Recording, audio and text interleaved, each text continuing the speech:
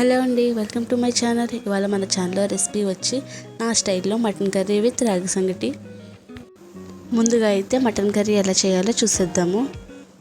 ముందుగా అయితే మటన్ తీసుకుని శుభ్రంగా క్లీన్ చేసి పెట్టుకోవాలి. క్లీన్ చేసి పెట్టుకున్న మటన్ని కుక్కర్లోకి తీసుకుని కొద్దిగా పసుపు, సాల్ట్, వాటర్ పోసుకొని 3 విజిల్స్ రానివ్వాలి.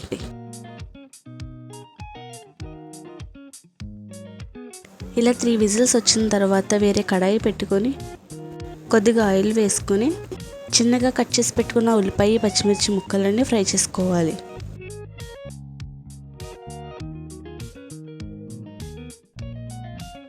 ఇలా గోల్డెన్ కలర్లోకి వచ్చిన తర్వాత చిన్నగా కట్ చేసిన టమాటా ముక్కలను కూడా వేసి ఫ్రై చేసుకోవాలి.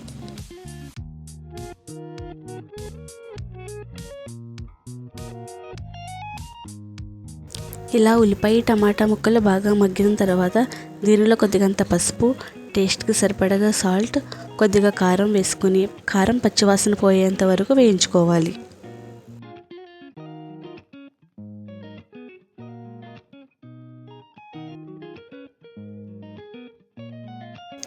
ఈ విధంగా వేగిన తర్వాత మనం ముందుగా ఉడికించి పెట్టుకున్న మటన్ని దానిలో ఉన్న వాటర్తో పాటు వేగిన మిశ్రమంలోకి ట్రాన్స్ఫర్ చేసుకోవాలి.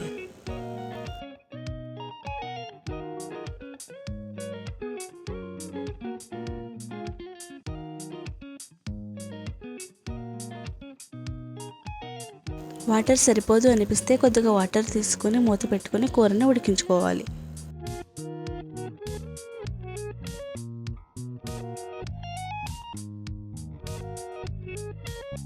కూర ఉడికేలోపు మసాలా రెడీ చేసుకుందాం. అల్లం, వెల్లుల్లి, గసగసాలు, దాల్చిన చెక్క, లవంగం, యాలకులు. ఇప్పుడు వీటిని మెత్తగా పేస్ట్ చేసుకుందాం.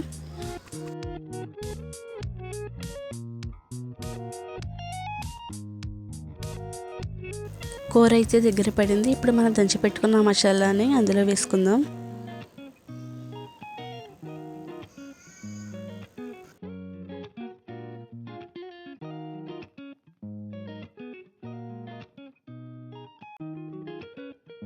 ఇప్పుడు దీనిలో కొద్దిగంత ధనియాల పొడి వేసుకుందాం.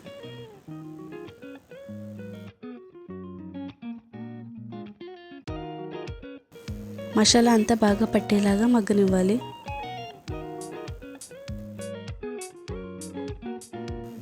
కూర అయితే రెడీ అయిపోయిందండి. నెక్స్ట్ వచ్చి రాగి సంగటి. దీనికోసం అయితే 1 గ్లాసు బియ్యాన్ని తీసుకుంటున్నాను. వీటిని శుభ్రంగా 2-3 సార్లు కడిగేసుకొని 1 గ్లాసు బియ్యానికి 4 గ్లాసులు వాటర్ తీసుకొని 1 గంట పాటు నానబెట్టుకోవాలి.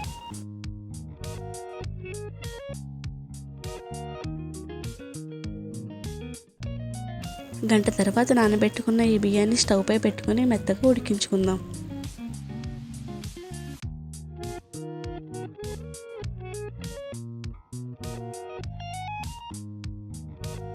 మధ్యలో అయితే ఇలా చెక్ చేసుకుందామంటే ఇంకా కొంచెం పదునైతే ఉంది, ఇంకా మెత్తగా ఉడకాలి.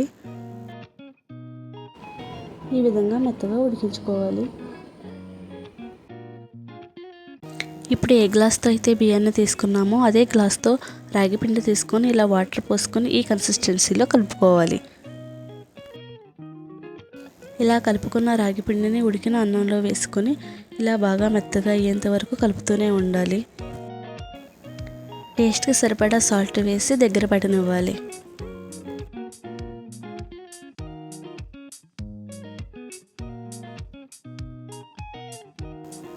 రాగి సంగటి కూడా రెడీ అయ్యింది. టేస్ట్ అయితే చాలా బాగా వచ్చిందండి. మీరు కూడా ట్రై చేయండి. మీకు కనుక ఈ రెసిపీ నచ్చినట్లయితే లైక్ చేసి సబ్స్క్రైబ్ చేయండి. Thank you for watching.